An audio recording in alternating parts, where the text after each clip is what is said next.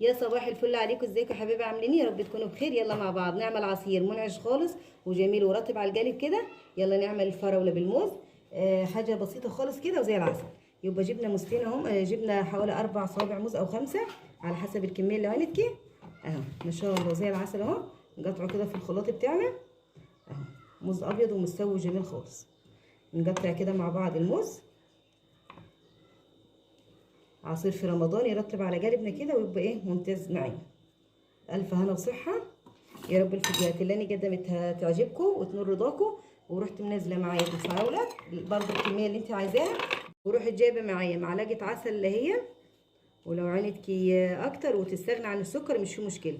مش عينتكي خالص يبقى السكر موجود. يبقى ما حطيت معلقه عسل او علبه عسل زي ما انت شفتيها، اروح حاطه ايه زي معلقتين سكر اهو. والسكر طبعا حسب الايه، حسب الرغبه. ورحت جايبه كوبايه ميه بارده اهي من الفريزر.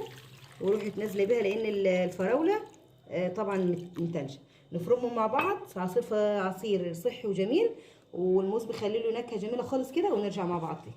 بسم الله ما شاء الله. شايفين منظره جميل ازاي اهو زي العسل اهو. للكميه اللي انت عايزاها طبعا.